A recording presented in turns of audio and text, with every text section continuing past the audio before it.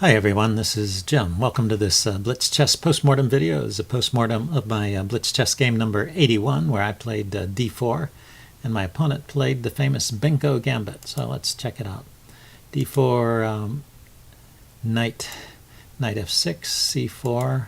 So far this could be any number of openings. c5 can lead in a couple of directions. This could be either the Benoni or the Benko gambit. D5 is the main move here. If you want to avoid some of these lines like the Benko, you can play the move knight f3 or the move e3 here instead. But I don't mind these usually. And he plays b5, so that turns it into the Benko gambit. So I take the first pawn. Let's see, you have other choices here. It looks like you can ignore it with knight f3 and let him take. I guess you're going to get that pawn back at some point. I've never tried that line, or you can take it. Taking is okay. And then a6. And you can take again. You can see that's the most popular choice. But if you don't know how to play the Benko, it's a little bit, black gets a lot of pressure on the queen side. So the safer way to play, and also with decent results, is to give the pawn back by playing b6. And then black can gather up this pawn at any time. He doesn't have to grab it right away. He can play e6 or d6. My opponent here chose to play queen takes b6. And then knight c3, defending this pawn and preparing for e4.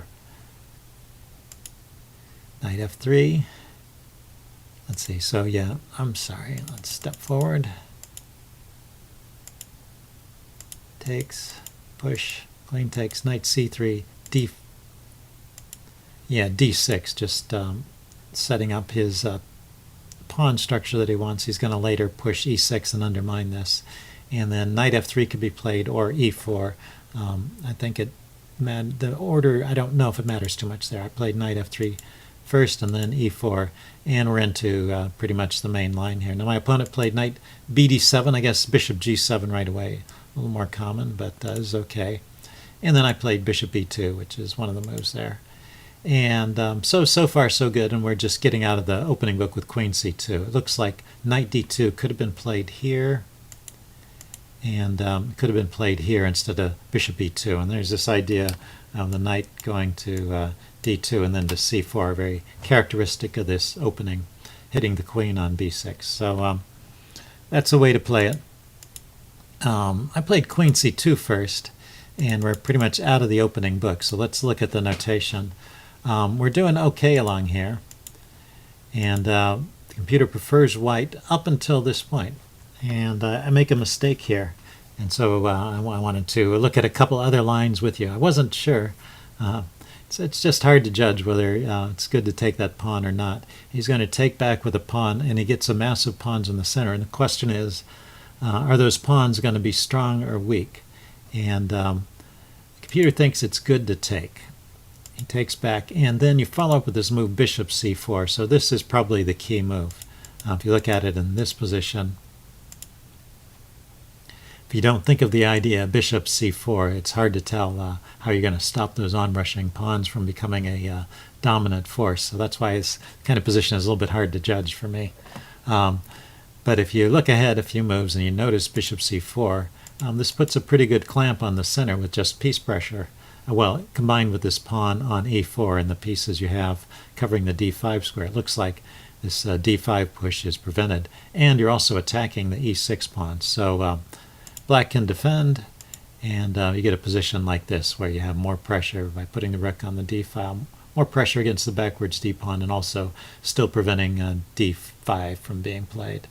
And the other idea the computer had here was instead of defending, black could sack a pawn at this point by going ahead and pushing with d5.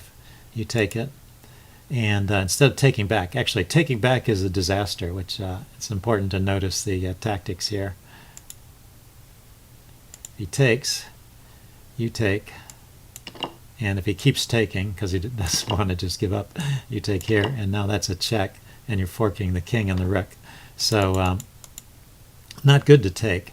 But what black can play is this move queen to b4, hitting the bishop and just giving up a pawn here, and then white can continue with just defending the bishop with the b3 or knight d2, or he can take here, and queen takes bishop and pawn takes knight. Probably simplest is just b3. And white's up a pawn, and he's going to keep it. And so white is just better in all of these lines. So that is after D takes e6. So that's the move to play here. I played knight d2 instead, and although it was a good move earlier, now it's just not the best move because he can take in the center, and this becomes a weak pawn. Although right away, it's not good to attack that pawn right away. The chess engine much prefers an active plan of moving the knight to e5.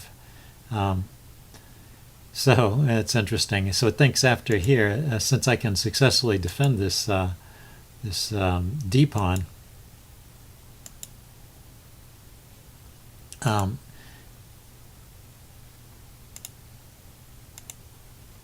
with this move bishop f3, let's back up. It thinks I had a better move here.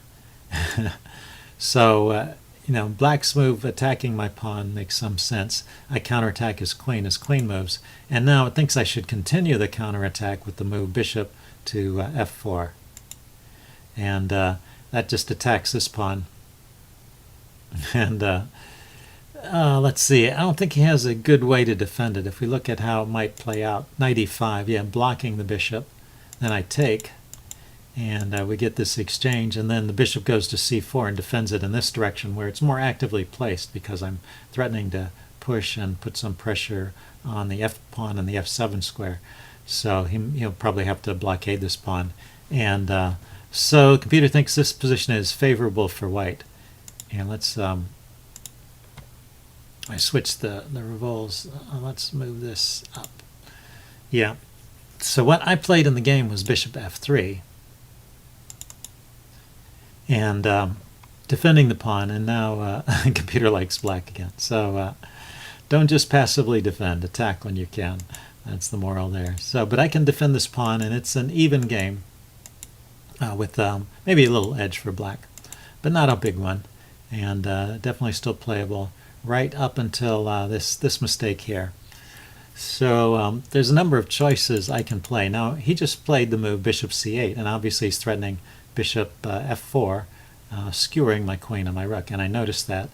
And there's a couple different ways to avoid the skewer. For example, I could play rook b3 and bishop f5, queen d2, and then this bishop here can go to b2 and counteract this bishop on the long diagonal. Should be an okay position. Another way to play this is queen d2. I actually talked about this during the live game.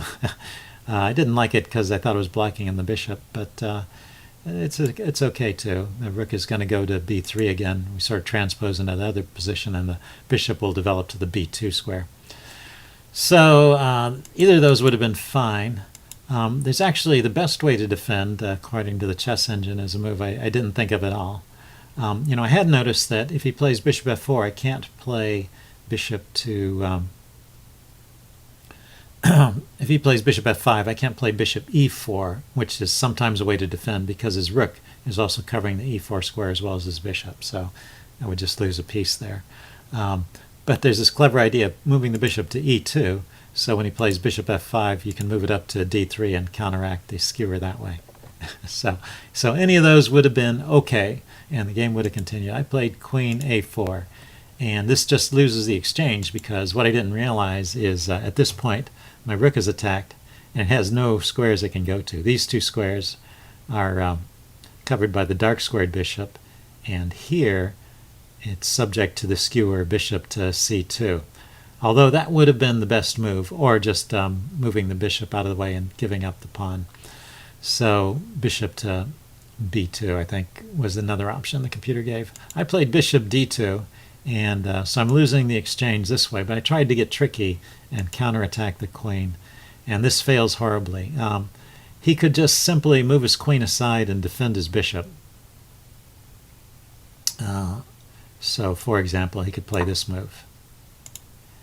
I take the rook, and he takes my bishop, and his bishop is defended. So queen, rook, and bishop against queen rook and 2 bishops against queen rook and 1 bishop. So I'm just a piece down. So that would have been good enough. But he found an even better way to refute my play after I played. He played bishop to c2 after I played bishop to a5, attacking my queen. And if I take his bishop, the queen is going to take my bishop, and I'm a rook down. So I have nothing better than to continue and take his queen, but he takes my queen.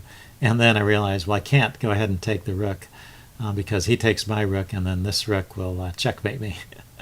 So I lose a tempo here. So I'm just ending up a whole rook down. And I resigned at this point. So interesting game, just an sudden outburst of tactics there. You gotta stay alert for those all the time. Hope you guys enjoyed that one. I wanted to say this is the last. Well, I'm going to be taking a few days away from my computer, so I won't be able to put up new videos for a while. So after this game, maybe I'll upload one more bonus game for today to give you something extra to look at.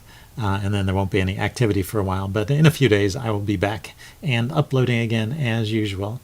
If you have any comments, leave them in the section below, and I'll see you all later. Bye.